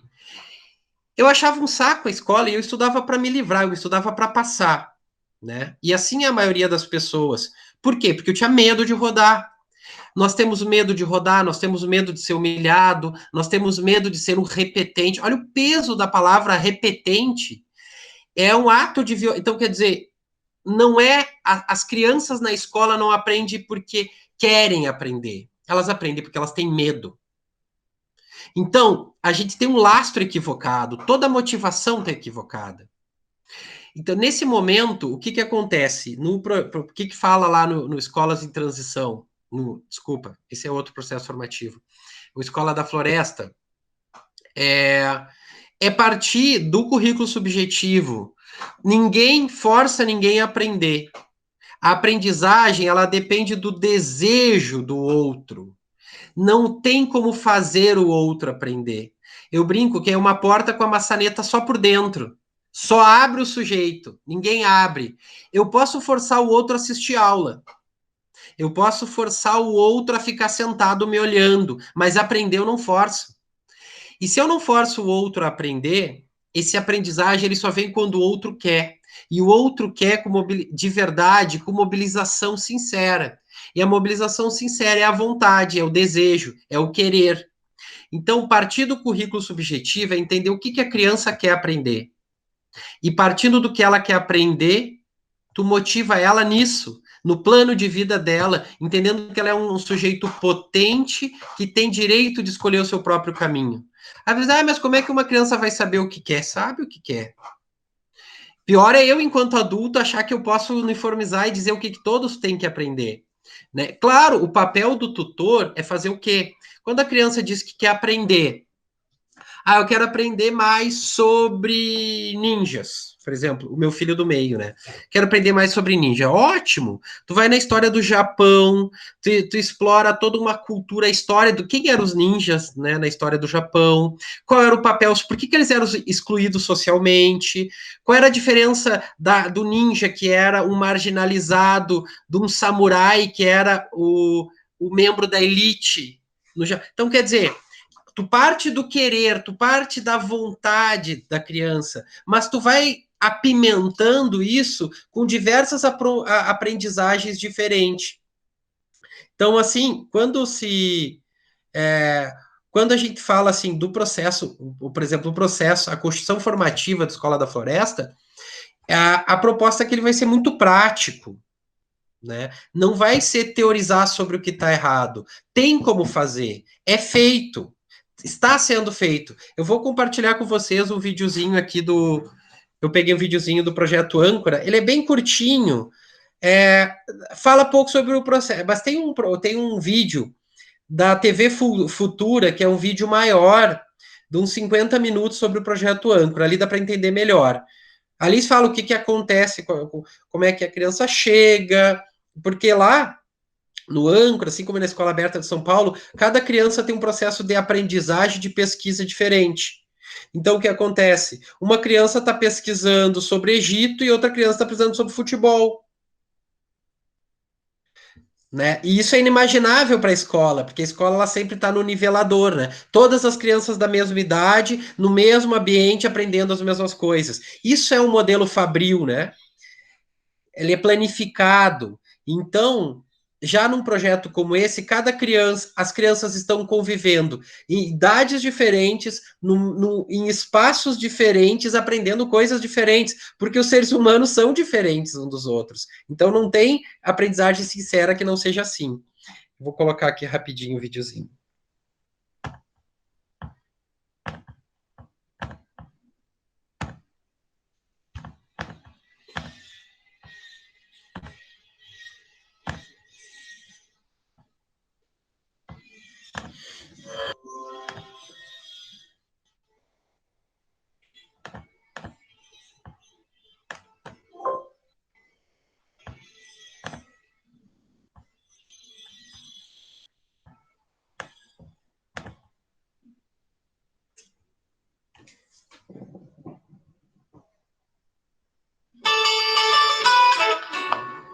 No projeto Âncora, cada um de nós é uma parte importante de um todo.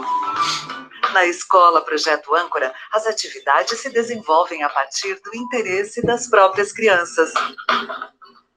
Sabemos que não há jeito melhor de aprender do que se divertindo, ajudando o próximo, trocando experiências e promovendo o desenvolvimento social com fortalecimento de vínculos. Aqui, a gente inverte a ordem da educação tradicional. Partimos dos sonhos e das necessidades das crianças para então chegarmos no aprendizado curricular. Com essa inovação, estamos ganhando reconhecimento no mundo todo.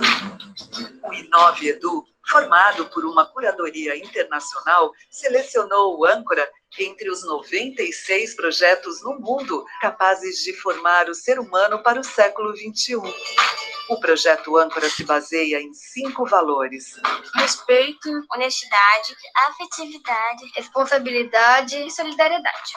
São esses os pilares que estamos difundindo para todo o Brasil, tanto através de nossas crianças, quanto por meio da comunidade ao redor do projeto, que participa ativamente do nosso dia a dia. O âncora também recebe educadores de todo o país, que vivenciam o projeto e aprendem a adequar nossa experiência às suas realidades. Você que é empresário ou dirigente, por favor, se engaje nesta ação. A educação tem o poder da transformação. Doe até 2% do seu imposto de renda diretamente para o projeto âncora. Seu investimento irá sem nenhum custo adicional, sem intermediários, direto para onde você verá resultados.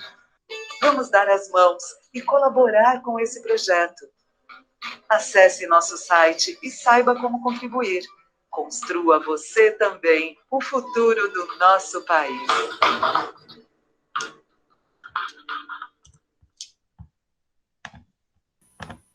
Muito boa.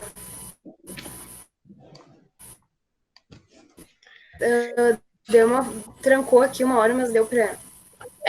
Nossa, totalmente muito boa a ideia e como a gente vê a felicidade das crianças, né, tipo no vídeo, assim, fazendo o que realmente gostam e integradas e junto e em grupo, e é muito bom, dá para ver crianças de várias idades, né, ali como o Bruno falou, e o quão é importante, né, essa mesclagem, até pela troca de saberes entre eles mesmos ali, né? O que pode surgir de aprendizados entre uma criança ali de 4 anos com uma criança de 7, imagina a troca que tem, né? Então, muito legal mesmo, realmente. Eu não tinha visto esse vídeo ainda. E é legal, assim, porque vocês podem observar ali que em momento algum tinha aula, né? Tinha quadro, tinha aquela disposição convencional. Então, quando os professores se horrorizam, assim, de falar de ter um processo educacional sem aula, claro, tem 2 opções, né? O Zé fala em a ideia de não ter aula, eu acho que é potente, porque tu já chega surpreendendo, mas tem uma ideia também, que é o que o Gerald trouxe, por exemplo, que existem, que, por exemplo, o Gerald pode dizer que existe chamar outras coisas de aula, né? Pode dizer que aquilo ali é aula também, né? Então, uma opção, ou estende os tipos de aula, ou diz que, né? Mas a aula, quando você fala que não tem aula, não é essa aula que todo mundo está aprendendo a mesma coisa ao mesmo tempo. Aprendendo não, né? Tendo aula daquilo, porque ninguém aprende, na verdade. A gente tem um monte de gente que tem aula da mesma coisa, mas não quer dizer que alguém aprenda. Então, ali aparece ali, bem como a Camila falou, as crianças, idades diferentes convivendo, né? E é isso, então tem como, e não é tão difícil quanto parece, né? Precisa ter pessoas dispostas a experimentar. E é um pouco do que a gente vai fazer, quer fazer no projeto Escola da Floresta, né? Com certeza a gente vai conseguir. Tão utópico. Desculpa, não te ouvi, não entendi, Camila. Não é tão utópico, né? Já está acontecendo, né? Vamos dizer assim, uma utopia que já está se realizando. E justamente o que a gente pode fazer, colocando isso com a presença do José Pacheco, que já falou que vai vir, no final da quarentena, o primeiro lugar que ele vem visitar é aqui o Rio Grande do Sul, e vai ver aqui o nosso projeto. Ele foi um dos mentores do âncora também, assim como a Edilene Morikawa, que apareceu ali. São todos meus conhecidos que eu conheço nessas reuniões com o Zé Pacheco, os tutores do âncora e da Escola Aberta de São Paulo. E, e assim, então quer dizer, a gente vai ter um apoio bacana e vai conseguir construir algo bem diferente, assim, né? E o que a gente possa também chamar outras pessoas que realmente sonham com essa transformação para se somar ao projeto, né? E que a gente possa junto, então, realmente construir um espaço educacional que respeite as crianças a partir da sua característica, da sua particularidade, né, do seu modo de ser, e não a partir de uma maneira unificadora e planificadora. É exatamente isso que vocês trouxeram, que inclusive o Zé também traz, né, isso do prova não prova nada. Porque muitas vezes essa coisa da prova limita muito, sabe? Tipo, isso do é certo ou errado. Aí o professor dá um X ou dá um certinho. E aí já bota na cabeça da criança eu tenho que acertar, eu tenho que acertar. O medo, né? O medo do X, o medo do erro, o medo de reprovar. E na realidade, como é que eu vou colocar uma criança, tipo, preparar uma criança para a sociedade com esse pensamento de que a vida é um constante certo e errado, uma constante bifurcação entre certo e errado, quando na verdade não é, sabe? Não é. Muitas vezes aquilo que tu tá julgando como errado ou como certo não é nem certo nem errado. São N perspectivas, né? E é bem isso. Como é que eu posso fazer realmente uma violência? Como é que eu posso ser violento ao ponto de dar uma prova escrita igual para pessoas diferentes? Sendo que eu poderia 1000 vezes saber. Isso a desculpa, né? Justamente para ver assim, eu quero saber se o aluno aprendeu ou não. Mas assim, eu não consigo saber mesmo. Muito mais eu saberia se eu desse provas diferentes para essas pessoas diferentes, baseadas nas habilidades deles, né? Que não poderia nem ser chamado de prova. Para que prova? É um negócio que já está na tua cabeça, que tu tem que passar, que tu tem que aprovar, que tu tem que ser o melhor, que tu tem que ser excelente, sabe? E aí vem também a desculpa de que é preparando para o Enem, é preparando para o concurso, é preparando para a faculdade, é preparando, sabe? Toda a nossa sociedade tem esse dinamismo, né, rígido da prova. E, na verdade, não. Tem pessoas diferentes ali. Um aluno é muito bom com dança, outro aluno é muito bom com comunicação, outro aluno é muito bom fazendo desenhos, outro aluno é muito bom fazendo escultura, fazendo arte, programando, fazendo jogos. Inteligência múltiplas, né, Gardner? Eu posso, por exemplo, falar sobre ecologia, pedindo para eles construir algo que me mostre a ecologia. Seja no Minecraft, ou seja num desenho, sabe? Num desenho.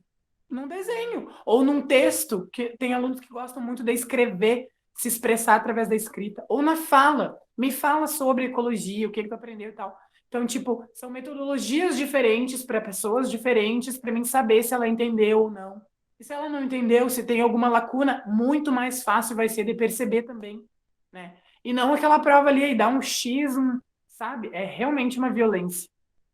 Então, nossa, esse projeto é, assim, revolucionário, fantástico e utópico mesmo, porque a nossa escola tradicional, ela é distópica, ela está caminhando para uma grande distopia, né? E o nosso projeto Escola da Floresta e esses outros tantos projetos maravilhosos, dá para nitidamente ver que eles caminham para uma utopia, né? Amora, a utopia ela não é algo impossível de ser alcançado. Ela precisa ser batida nessa tecla mesmo. A gente precisa cada vez mais conversar sobre isso, trazer pessoas que acreditam nisso e construir isso, porque minimamente de grão em grão, a galinha enche o papo. Lá na frente, a gente vai ver tudo isso construído, sabe? Já está acontecendo agora. E palpar isso é realmente muito gratificante, muito... assim, é uma energia jamais vista, sabe? É, tipo, muito, muito fascinante e gostoso de estar vendo isso tudo acontecer. E de saber que o meu irmão vai poder participar disso, meu irmãozinho vai poder participar disso, as crianças, quem quiser, sabe? Vai poder participar disso. E, então, isso é fantástico, é majestoso, porque o meu irmão também, como a Ana disse, do filhinho dela, a professora, meu irmãozinho, ele tem TDAH, e a professora é a mesma reclamação, sabe? E o Michael agita a sala inteira, ele não para quieto, ele não consegue se concentrar e tal. Realmente, por quê? Será que o interesse dele está realmente nessa aula parada que cobre que ele seja um robozinho? Ou ele é uma criança que quer aprender coisas que fascinem ele e que despertem Sabe, ele, né? sabe, Gerald, que eu ainda tenho uma desconfiança bem grande se existe TDAH. Sim. Porque curiosamente o TDAH surgiu depois da Ritalina, né? Sim. A droga surgiu antes da doença. Vamos ver. E quando tu tem uma droga sem uma doença correlata, ela pode ser uma droga recreativa. Para ser um remédio, ela tem que curar alguma doença, né? Então a Ritalina surgiu, depois eles deram um jeito de achar o TDAH. Aí pega as crianças que são mais pilhadas e diz. Antigamente era só sapeca, né? Essa criança é bem sapeca, tá sempre correndo, agora criaram uma doença. E toda criança é. O índice de Ritalina, indicado por professores e dentro de escola, com as crianças, é absurdo. Eu não tenho assim, conhecimento nem pesquisa para dizer que é, mas a gente vê. mas eu desconfio, sinceramente, assim, que TDAH nem exista. Eles só recortam as crianças que são mais agitadas para colocar dentro de uma patologia, dentro de um quadro patológico. Na verdade, vários diagnósticos, né, não deveriam existir, porque justamente, como a gente vê nas aulas...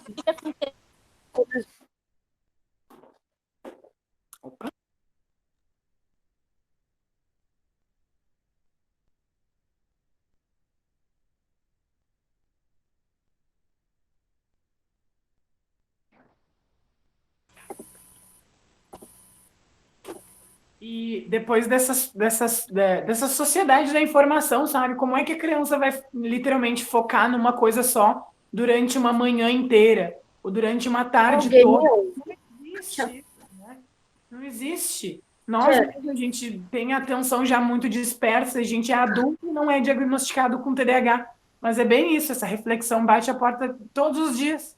Tipo, por que eu vou dar esse rótulo para uma criança só porque ela é agitada? E porque ela, né, não fica ali quietinha a manhã inteirinha. Que criança que vai querer ficar quietinha a manhã inteirinha? Sabe? Bem isso, é uma reflexão bem importante. Camila? Não sei se acho que tá meio, a conexão tá meio falhando isso.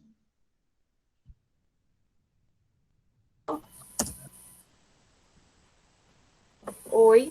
Oi, Camila. Pode falar. Tá.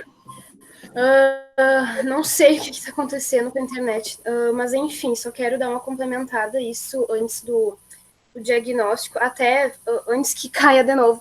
Se alguém quiser colocar aí para apresentar o folderzinho aí do projeto da extensão, aquele que a Roberta fez para mostrar aqui para quem está aqui, e depois aparecer na gravação, né, para quem tiver interesse, que se eu apresentar, com certeza vai cair tudo. Aqui, ó. Mas eu queria pontuar sobre isso do diagnóstico, né, que realmente dá para a gente até fazer outra videoconferência sobre isso, porque é um leque amplo e é algo que realmente vem a servir aos médicos, psicólogos e psiquiatras, mas ao diagnosticado isso pode trazer muitos malefícios, né, pela pessoa justamente se pautar naquilo e, entre aspas, poder se desresponsabilizar pelos seus atos, né? Então, isso é muito importante, eu já pensei em trazer esse tipo de conteúdo, assim, de alguma maneira, dá pra gente estar abrindo um leque aí no futuro, né? Mas, bem importante, assim, eu vou ligar aqui vou ver se não tranca, ligando a câmera. Eu vou começar me despedindo, não sei se depois, se vocês quiserem.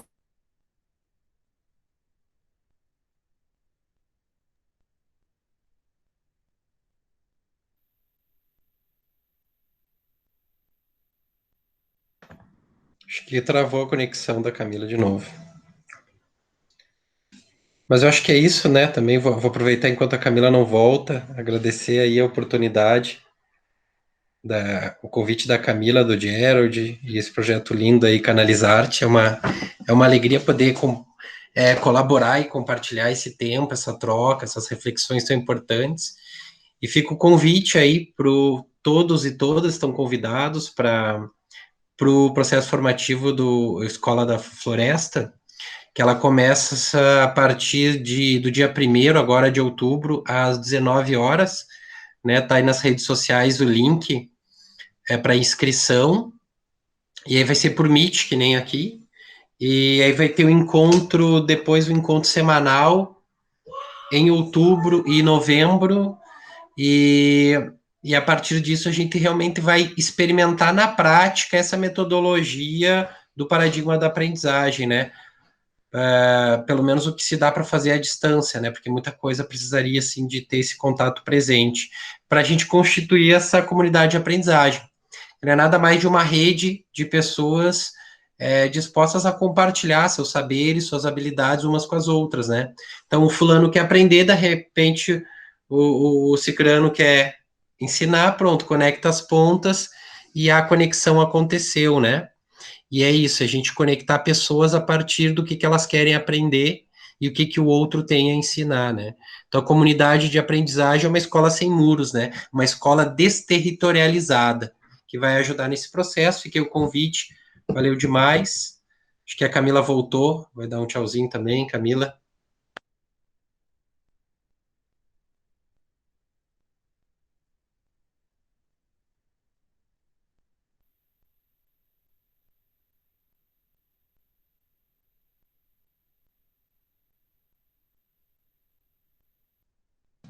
Microfone fechado, Camila. Ah, não creio. Fala de novo, mãe. Não. Tchauzinho para vocês. Boa noite. Gostei muito da experiência do projeto e quero continuar. Então, bora. Tchauzinho também, gente. Obrigada pela presença de todos e a contribuição de todos. E ainda, principalmente a quem se dispôs, né, a estar aqui e ouvir esse diálogo. E ainda tem muito.